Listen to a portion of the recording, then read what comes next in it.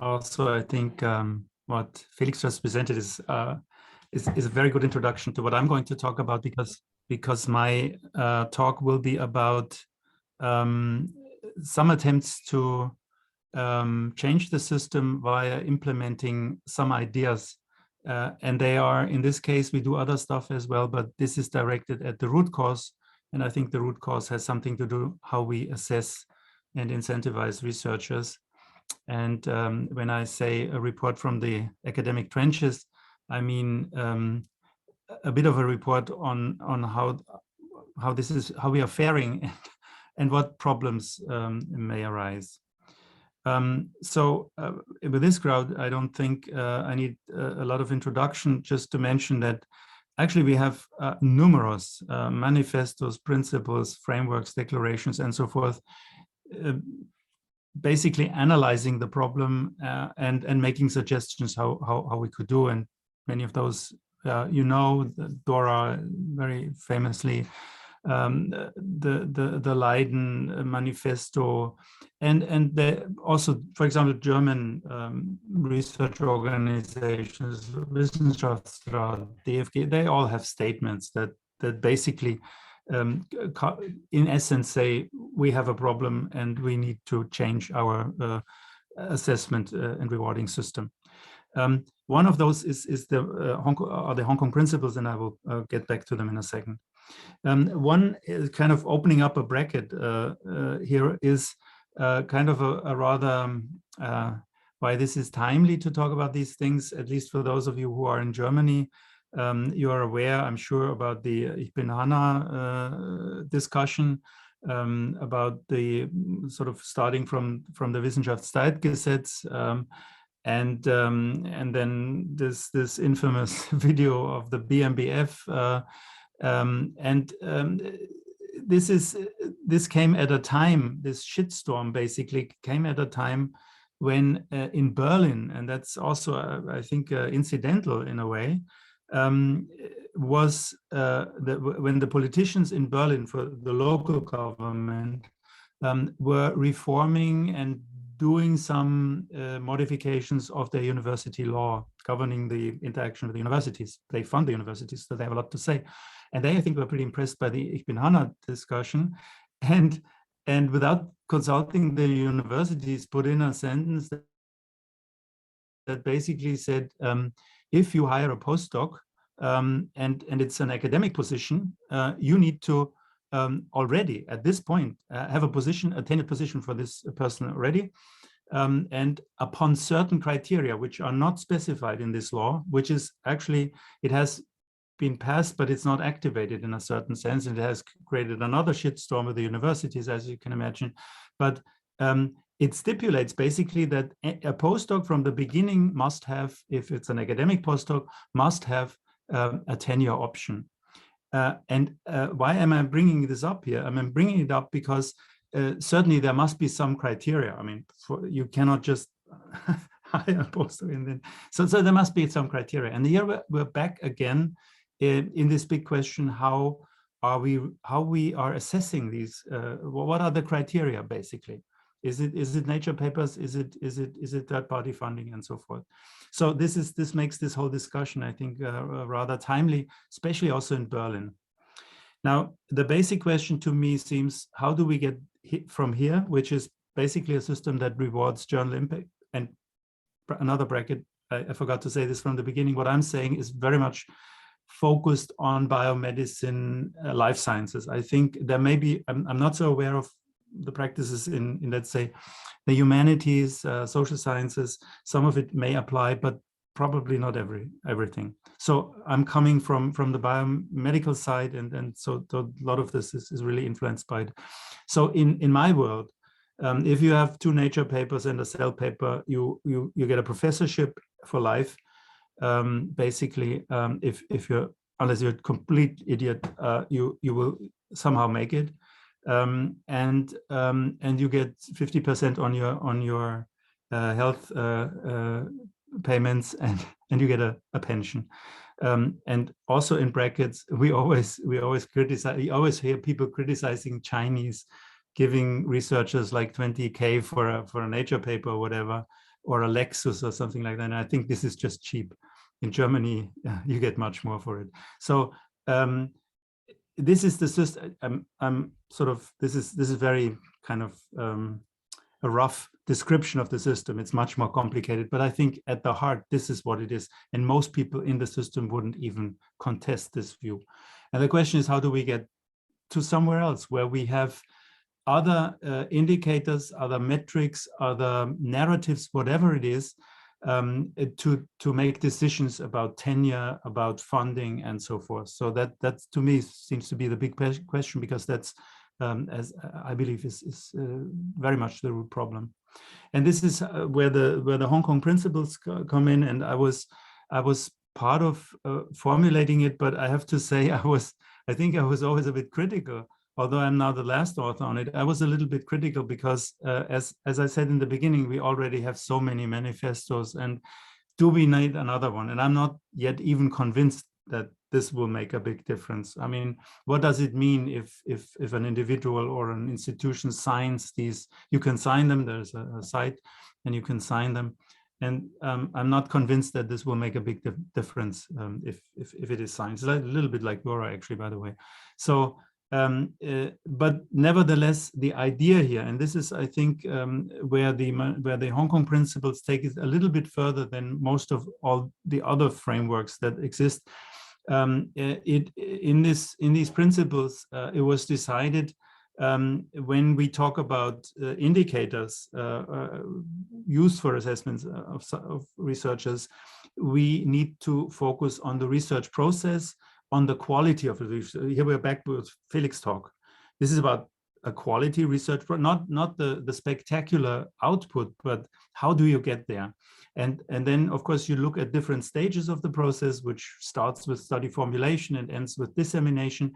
And then you can basically, for any of those items, you can come up with indicators. Was there, I'm just pulling out a few, was there stakeholder engagement in a clinical trial? Did they share analytical code, and so forth? So this is a way of getting a handle on some of those responsible research practices, and this led to kind of a condensation into 5 principles, which basically say when we assess researchers, we should look at the whole research process. That's the quality point mostly. We should look at transparent reporting. We should look at open science practices. Do they share it fair, and so forth. And we should look at other outputs of research and scholarship, not just papers. There's so much other stuff that we should look at.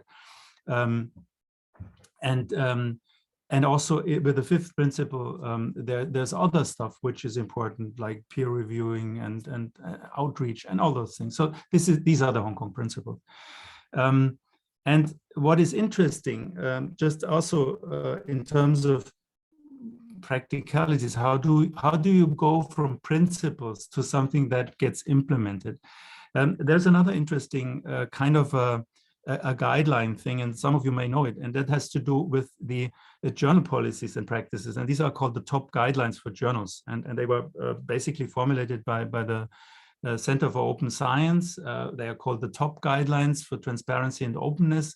And the idea behind this, and it will become clear where I'm digressing into this publication topic here, the idea here is to have kind of a checklist for journals. This is kind of an assessment of journals in terms of those practices, and define certain themes. And these are on the left side, like citation standards, pre-registration, replication, whatever. And then have basically 4 levels or 3 levels and one that's called not implemented, where you check the journal. Do they do this? So for example, citation standard, no mention of data citation. That's then, well, they don't do it. Bad, 0. And then you have level 3, which is the highest one. And that's sort of the maximum you can do, and there are 2 intermediate levels. And for each you could give points.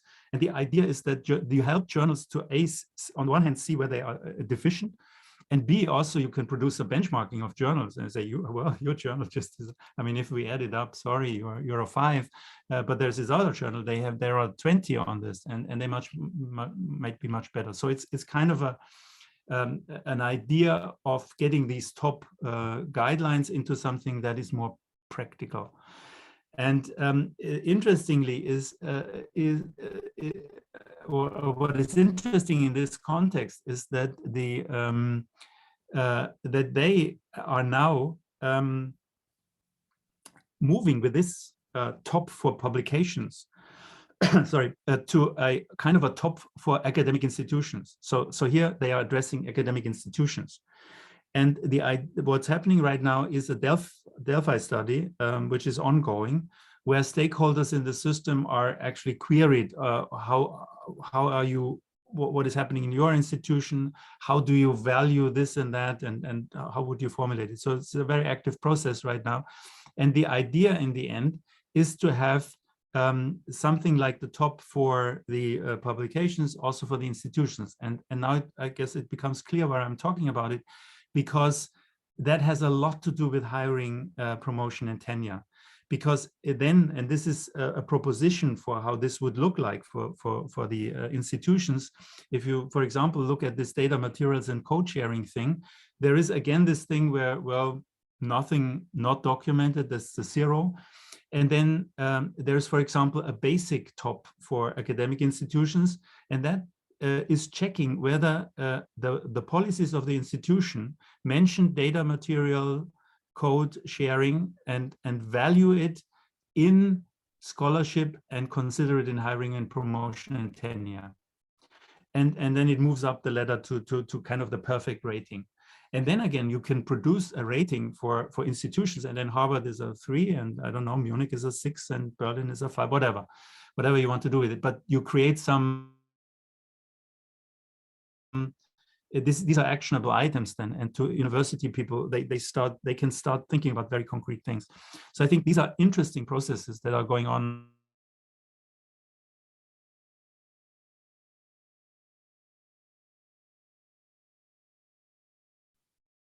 Okay, I hope it was my Wi-Fi connection, but I think it was Ulrich. Oh no, there he is. You're muted, Ulrich? Yeah. Sorry, I was kicked out, or okay. I think my connection was lost, whatever. So, okay. It's working again. Sorry. So yeah, so I think there's a lot of interesting stuff going on, and now to the main topic, and these are the trenches that I'm working on, and these trenches are, and it's kind of, it's much more, it's nicer than World War I have to say, but so I represent an activity, an institutional activity, the Quest Center, where we are trying to, in Felix terms, I would very simply say improve the quality of the research we do at this institution, and that has many things. There are many things we are doing, but to me, very central is this problem about the hiring and promotion. And so I want to share with you a few things that we are doing there, and then also talk about the problems. So what's the current practice, or what was the current practice up to very recently? This is just a real sheet, and obviously I blanked out the names of a ranking, or kind of a spreadsheet that committee members for people get for application of professorships to the Charité. And it has an age, but it doesn't even have an academic age, it's just age. And then it has the age index, it has the number of papers, it has the sum of third-party funding, and it has it also has the impact factor, which is sort of a little bit to the right of this. So, and then of course these committees, they can do and will do all kinds of nice things, like in a spreadsheet you press sort and then you sort whatever. So this is not very nice. And in fact, these committee members, they also get usually a lot of extra material, letters of intent, recommendations,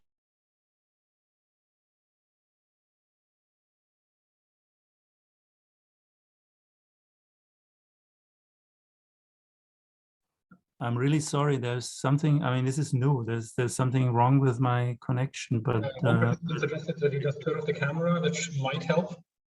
let me try this. Let me wait a minute. Let me turn off the camera first. And now I'm sharing again. Okay, now let's pray. Well, praying won't work. So yeah, I showed you this, and it's really bad, because also for these committee members, I mean, these are poor people, these professors, and sit there. I mean, they get lots of stuff, and how would they sift through this? And it's actually much easier to just look at the 3 top publications. Which journals did they publish in, and what's the sum of third-party funding? That, of course, is not the way we should do it. We should, and that's good evaluation practice, we should evaluate scientific achievements. We should consider responsible science. That's the Hong Kong principles, for example. We should talk about reduction of unconscious bias in the selection. We shouldn't know actually from which institutions these people come from, even what their gender is and stuff like that. And it needs to be fair and practical. Fair and transparent. But the problem is it also needs to be practical, because the Charité, as an example, we have 7, that was last year, 7 full professor calls, 20 or 30 assistant associate professor calls, and about 25 ad personam and tenure cases. So this is a huge thing. And these committees, well, this is one of the reasons why they are resorting to these simple but completely faulty measures. And this is what we thought we could do. We thought, well, let's first think about what are good evaluation principles, and how can we operationalize them. And I'm just showing you this to mainly introduce Miriam Kipp, who was the master brain behind this. She spent half a year or more in conceptualizing this, reviewing all kinds of materials. And so she came up with what is in a loose way now called the Quest criteria, a term that I even don't like much, because it's not Quest. I think these are core issues of good evaluation practice. And so the things we are now adding to these tenure, promotion, and hiring processes are, we want to look at the priority setting or scientific premise of what these people are doing or claiming that they want to do. What are their strategies for establishing scientific rigor? This would be mostly the quality part that Felix was talking about. How transparent are they in the dissemination of their results? And only where applicable, we're a clinical institution, do they involve stakeholders, for example, patients in their research? And to achieve this, Miriam so Miriam Kipp and Miriam Sieg, and the programming was done mostly by Miriam Sieg, have created an app. Right now it's still in its demo version. It's a Shiny app, but we're moving to Python Django platform. And it will be open source and available to other institutions. And we have a lot of requests already. It's a web-based tool meant for the committees to facilitate this complex process. And what we are helping them is to get this in a structured process, and to have all the relevant information. And in fact, we have new information now. I will show it to you what it is, because we have these new criteria. And also do this in a comparative manner, so that they can compare these different candidates they have, and so forth. And there's also a module built in where there's a little bit of unconscious bias training and so forth, which those members that are new to committees can take and so forth. So it's basically just a tool to not have people who get a CD or whatever with 200 megabyte of material, which then a secretary prints out, and then they have 2 folders, and in the end they will just look at I don't know, two numbers in it. the key to this is to also change the application process and the application portal. So if you apply at the Charité for a professorship now, we collect this information that was never collected before. So you now need to tell us about your contribution to science. It's an impact narrative. Your top 5 publications, but it's we blank out. You have to give us the PMID, and we blank out the paper. So in this, I mean the journal name. So what the committee sees is a PMID, and obviously if they click on it, they will see whether it's a Nature or +1 paper. But first they just look at it in its title, and that this is has a PMID, and then it says. There's a statement in why did I select this particular paper? Why is it among my top 5? And if someone writes because it's a Nature paper, we already know what's going on. And then there's also a field with a very short narrative where people have to say what they have done in this particular paper. Or research output, because most of this stuff, as we all know, is multi-author, and so you can't claim it all. So what have you done for it? Then we have a narrative on open science. I'll show you what this is. And we have a narrative on and a few boxes on team science. So not just dropping names of collaborators, but you have to tell us what have you really done with these people. And very importantly, we are asking for the academic age, and this is very important, I think, because otherwise we are comparing apples and oranges. And so all this is based on Hong Kong and also on the Acumen portfolio. So this is the way it would look like if you apply for a professorship at the Charité. It looks like, well, like a website. But here's just you then get into these fields where you have to respond. And I'm showing you just one here, which is the open science one, so that you get a feeling for how this looks like. So we would ask you as the applicant, we will first tell you what we're interested in, and so we would say Charité attaches great importance to transparent, replicable research and supports the objectives of open science, open access, open data. This includes the registration of studies in registries, pre-registration of studies, publication negative and 0 results. So we want them to understand what we mean by this. And then we ask the question, how have you been pursuing these goals so far? And what are your plans for the future? And as you can imagine, this creates a lot of interesting responses, from does not apply to question mark and to brilliant stuff, which is completely relevant and interesting.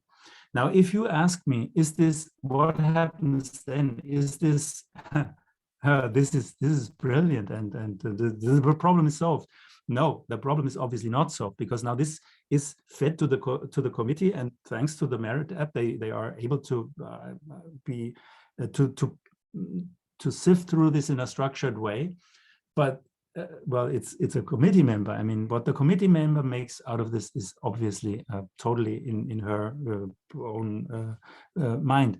So we have an additional measure, and this is that we have a chaperone sitting in these committees. So Miriam Kipp, or a person of her team, has a mandate to sit on those committees, like an equal opportunity officer. We call it a good average practice officer. And at this point, her role is mostly to explain and also to take notes, because this is the very beginning of an implementation. So we are learning.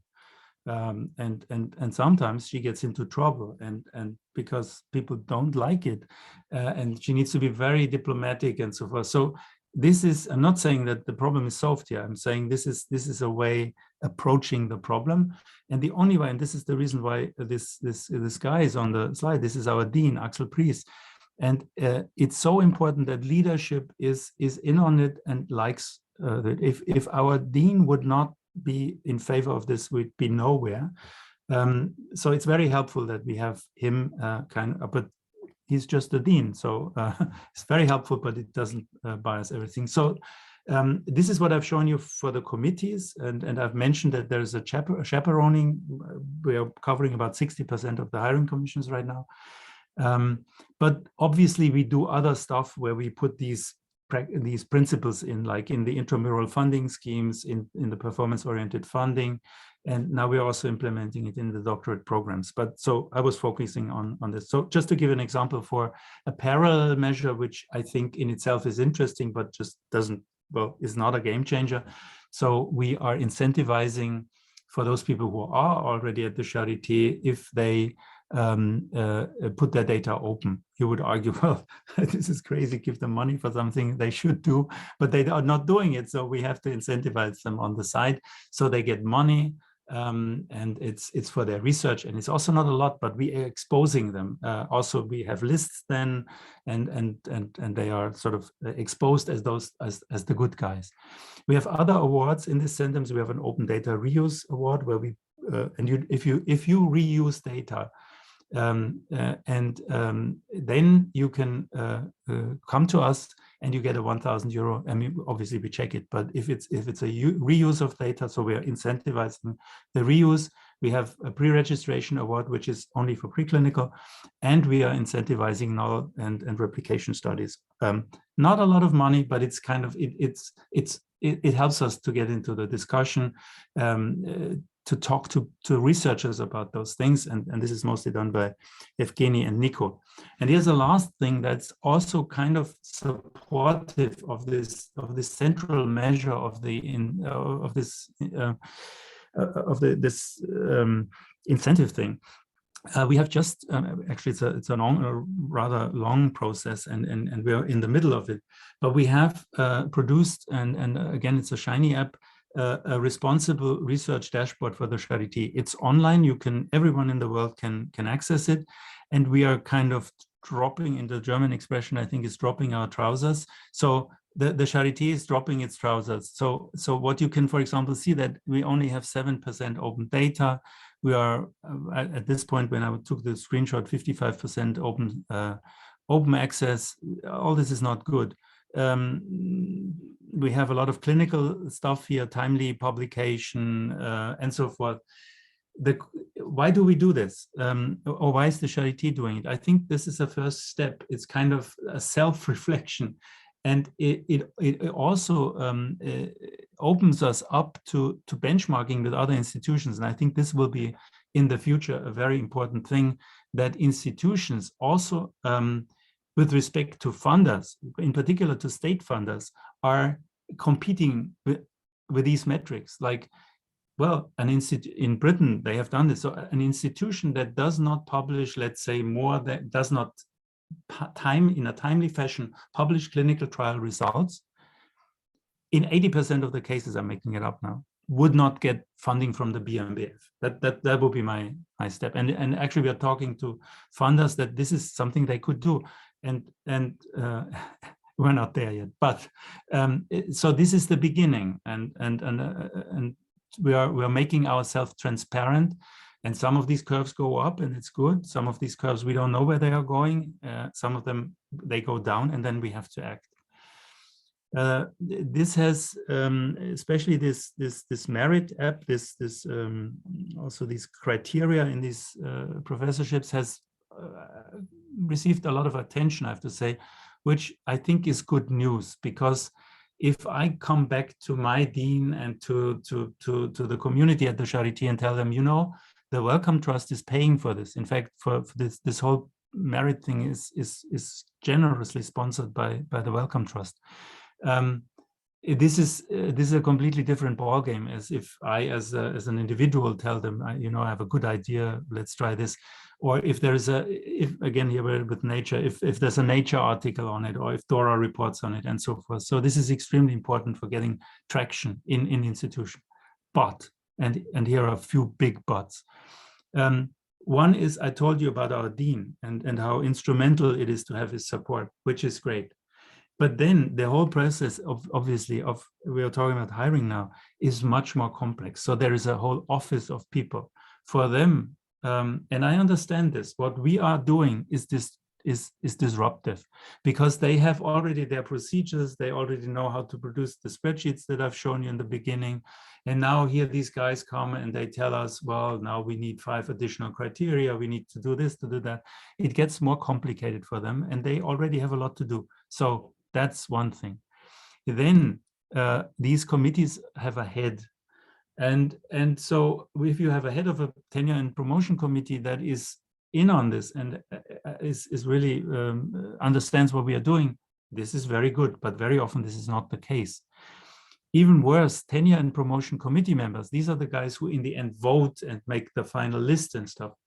Well, what if they just don't care, and if they're just in the stuck in the system?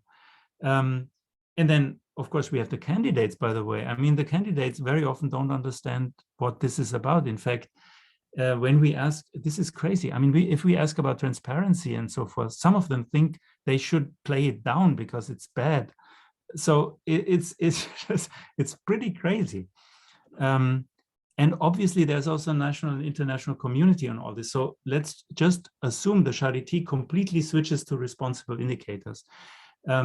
And also internally, this could create real problems for those who want to leave the Charité, because now they get to Heidelberg, to Munich, to Harvard, and what if they just don't care if whether they have shared fair open data, reused data, did all kinds of replications. So obviously this is a whole ecosystem, and just tweaking one bitsy part of it is actually in the end not good enough. So, but even if you look at the Charité and that's our environment, and this is a map that Miriam Kipp has drawn for a recent retreat where we were discussing our own problems. And so this is a map where she just mapped the stakeholders within the Charité, and these are the blue ones. The pinkish ones are the stakeholders within the BIH, which is associated and it's actually financing us, and associated stakeholders which are relevant to her project. And this is insane. I mean, and they all have their own ideas. And in fact, even if she breaks it down to the most relevant ones, this is the one she came up with. So it's a very complex process, and not everyone is just cheering and saying, great, we want to do this, even if they agree that it's a good idea.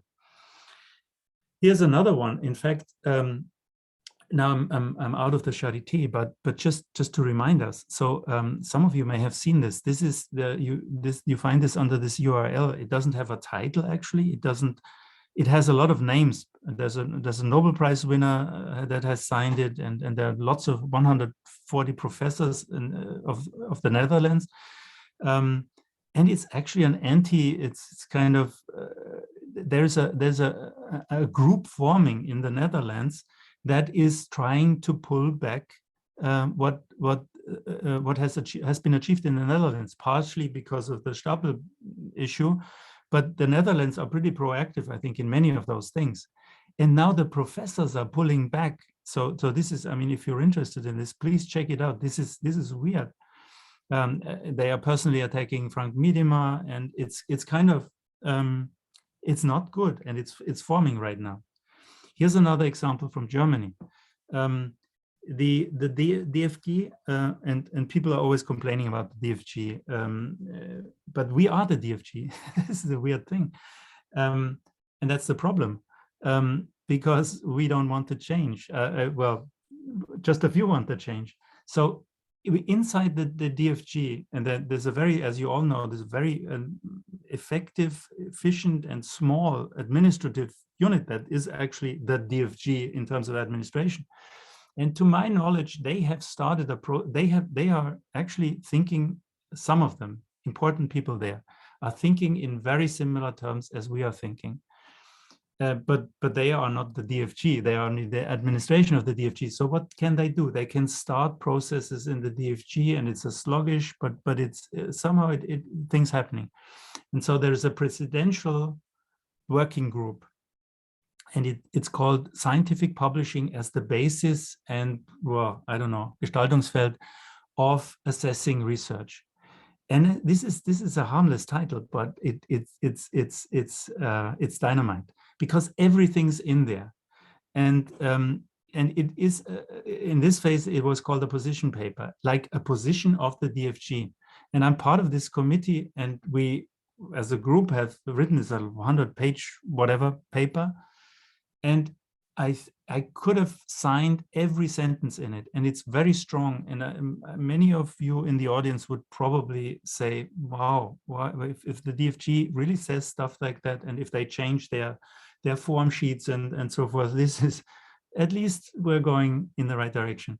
Now, this went to the Senate of the DFG, this document, and it was rejected by the Senate. And now it's back with this group of, this writing group, and the Senate has also sent a few chaperones into this committee. My interpretation is that they wanted to make sure that this is kind of, that they don't get the same thing again. And so it's being revised right now, and there will be a version. I think it will be important, and it will help many of us, but it's much weaker than it was in the beginning. It's much less explicit and so forth. So there is this pushback, and there is, it's a process that is very complicated and a long one. And so my final point here is, I think we need to be very aware and beware our own echo chamber, because it's very simple to sit in groups like this, and it's a lot of fun, and we come up with new ideas. I mean, Felix has, I took a lot of notes. There's so many good ideas, and it's great to do it. But in the end, it's the ultimate echo chamber, because there are so many people out there who don't even know what we are talking about, and there are many who know what we are talking about, and they don't want it. So what are my conclusions? I think the stakeholders of the academic system, which I think are the researchers, institutions, publishers, and funders, they are stuck in a reputation economy in which surrogates like GIF and third-party funding are the main currency. We put little emphasis on rigor of research. Instead, the emphasis is placed on novelty or perceived impact, or you could say excellence or whatever, but nobody knows what it is. So the hiring and promotion and funding practices are actually stabilizing. They are upholding this system. This is why I call it the root cause. We need to modify these practices towards emphasizing responsible research, and that will be key to make the whole research more trustworthy, useful, relevant, and ethical. There are institutions, I gave you examples, but there are others who do stuff like that. There are institutions who go in this direction, but progress is really slow, and the resistance, of course, is coming from those who are the beneficiaries of the current system. And I don't have a simple solution for this. There may be a biological one. But on the other hand, the young generation is socialized, and it's kind of a filter. So those who really make it up to the ranks in the system will very much be clones of those who are already there. So it's not good enough just to wait until the dinosaurs have died out. And we need to be very mindful of the echo chamber that I confess I love to be in the echo chamber. But I think we don't need more theory or not much theory. What we really need practice is and implementation. Yeah, thanks. And just as a reminder, or kind of Felix has mentioned it, we have started a prize that is awarding quality with quite some money, just to be able to start talking about these things and not just have Nobel Prizes.